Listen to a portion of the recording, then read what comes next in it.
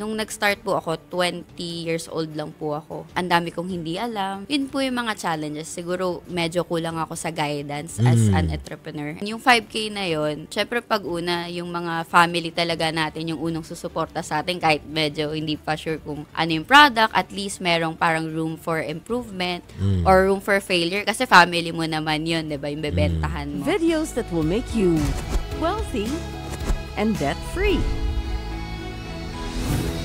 Podcasts on Think Positive are their own and do not necessarily represent those of the producers, hosts, or network. Think Positive is for entertainment and informational purposes only, while guests may share insights on financial and business topics. This does not imply endorsement of any products or services. Viewers should perform with their own research. Nagbabalik po tayo sa Think Positive. Kasama niyo pa rin ang inyong pambansang world coach na si Chikita. At this point, makakasama natin ang Iponari of the Week. She's an entrepreneur from Malabon City, right now at Quezon City. Let us welcome Kathleen Ann Ventura. Hi, Kathleen. Yes, tell us about your business. Itong negosyong to. Ano ba tong negosyo ng meal plan ng Pinas? Ano ibig sabihin yan? So, ang business ko po is Chef on a Diet. It's a Filipino forward meal plan. So, what we do is we have calorie counting for people na gusto mag-calorie deficit. Then, yung iba naman na gusto lang balanced diet. Iba naman, pwede naman pong calorie surplus para gusto mag-gain ng weight. So, generally, it is made for Filipino nutrition po talaga. Sige, paliwanag mo muna ang ibig sabihin ng calorie deficit. So, ang calorie deficit po is eating a meal na mas mababa sa calorie maintenance natin. So, kapag calorie deficit naman pong gusto natin, more on nagpapapayat naman po tayo. Anong goal ng isang calorie deficit program? Anong goal?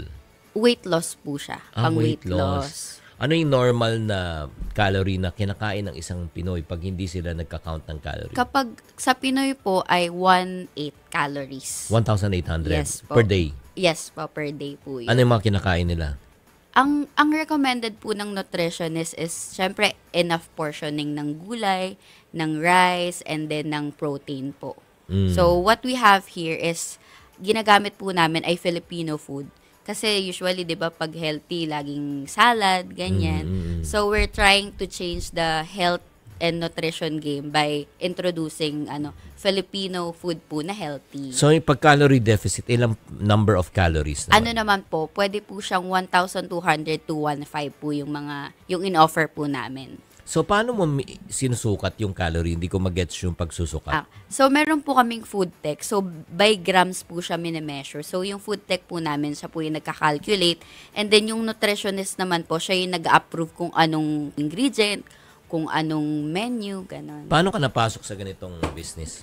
Actually, po kasi nung pandemic po siya, 2021, so, nag-aaral pa po ako noon sa Mapua. So, graduating po ako noon. And then, anong course? Ako ay broadcasting media. Napakalapit sa negosyo mo, no? Malapit talaga. Ayun. So, nagamit ko naman po siya in terms of marketing and social media. And then, yun po, during that time, it was the pandemic. And then, 1 year lockdown. And then, nag-explore po kami. Actually, kasama ko talaga yung mom ko. So, paras kami, hindi kami cook. So, ayun lang, nag-search lang ako online. And then, tinry ko siya i-post. Then, doon na parang nag-snowball effect na siya na everyday meron na pala kaming order hanggang naging full-fledged company na siya. Sige, take us to the journey. Yung first day, kung magkano pinuhunan mo at paano siya lumaki? Okay. So, yung pinuhunan ko po nun ay galing sa aking online teaching job. Di kasi that time, di ba, parang mas flexible yung time. So, tumatanggap ako ng mga students from abroad na nagpapaturo English. And then, tas parang medyo na burnout lang ako kasi nag-aaral din po ako. And then, yung 5,000 ko, nung una, parang bumili lang ako ng mga ingredients. Actually, pumpkin soup yun. Tas tinry ko lang siya magluto. Yun talaga yung first meal. And then, namigay po ako sa family ko, sa mga tito-tita ko kasi that time di po kami nagkikita. So, parang gesture lang, ganyan. And then, nagustuhan nila. And then, ayun, yung 5K na yun, syempre pag una, yung mga family talaga natin yung unang susuporta sa atin kahit medyo hindi pa sure kung ano yung product, at least merong parang room for improvement or room for failure kasi family mo naman yun, di ba, yung bebentahan mo. And then, dun po nag-start. So, from 5K, ngayon meron na kaming commissary, meron na kaming restaurant, and meron po kaming 3 brands. Wow! Yes po. In a span of 3 years? Actually, 4 years. 4 years, wow. Yes po. Siyempre, pagka nagninegosyo ka, may mga challenges din. Ano yung mga challenges na dinaanan mo? Siguro unang-una po, kasi wala po akong background since I mentioned na broadcasting media po yung inaral ko. Medyo parang hindi mo alam kung tama yung ginagawa mo eh. Pero at the same time, talagang research talaga napakalaking tulong ng technology na meron tayo. Pangalawa naman, nung nag-start po ako, 20 years old lang po ako. So, ang dami kong hindi alam and then ang dami kong wala din ako masyado mapagtanungan kasi yung family naman namin very traditional, Filipino traditional na puro sa corporate nagtatrabaho. And then yun po yung mga challenges. Siguro medyo kulang ako sa guidance as an entrepreneur. And then wala din ako masyadong knowledge kunwari sa accounting. So yun po yung mga naging challenges ko. So, paano ka natuto? Sinong mga sinusundan mo or let's say, nagtanong ka ba? Kanino ka nagtatanong? So, yung talagang gumagayad sa akin yung mom ko, yung dad ko, tsaka yung boyfriend ko, si Gio. And then, magkakasama po kaming natututo and nag-grow. And then, at the same time, every year or every once in a while, nagtatake po ako ng mga short online class or short classes about business, yung about nutrition, and then after a year po of the business, nag-aral din po ako ng culinary. So, continuous journey po talaga. Continuous learning. Okay. Pwede natin pakita kung ano yung Okay. mga Sige po. laman ng mga... So, yung meal planning po kasi is a meal plan pack. So, ito na po yung kakainin nyo for the whole day. So, less temptation po kung order kayo online, di ba, yung mga impulse buying. So, breakfast, lunch, dinner, tsaka snack po siya. For example, ito po yung sample na meal plan namin. So, for breakfast, para hindi... Kasi isa po sa mga nakita kong existing healthy meal provider is masyadong foreign yung offerings nila. Yeah. So, what I did is we tried to bridge the gap talaga between Filipino and healthy. For example, ito breakfast, you'll be eating your favorite Filipino tapa. Ano nga siya? So, ito po, this is a high-protein tapa. So, healthy food is about modifications. Hindi naman siya changing the whole culture para maging healthy ka lang. And then, for lunch, this is a Ano laman yan? Tapa? Filipino tapa. So, ito pala. So, tapa is beef, and then egg, and then brown rice. So, yung brown rice po kasi high in fiber po siya. And then, ito for lunch, we will be having longganisa. And then, for dinner, chicken salad.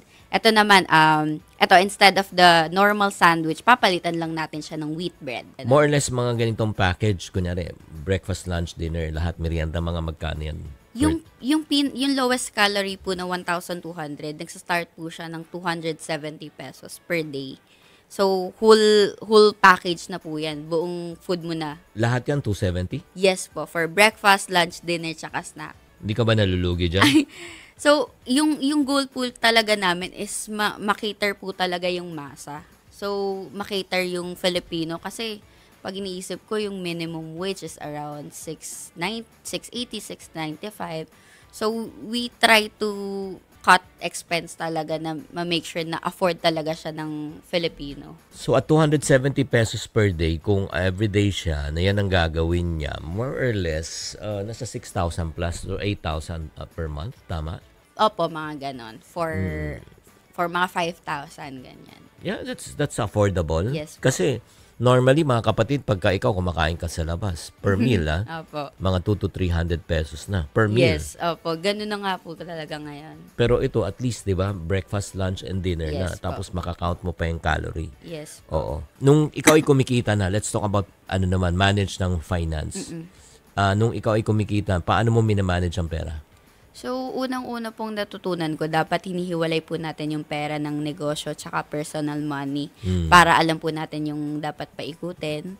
And then, pangalawa naman po, siguro dapat mas continuous tayo na pag-reinvest sa business para mag-grow po siya. So, yung nag-start na po ako mag-earn, doon na po kami nakakuha ng mas malaking commissary. Though, at some point, medyo nakakatakot kasi online siya eh. Paano kung biglang one day, wala na umorder online?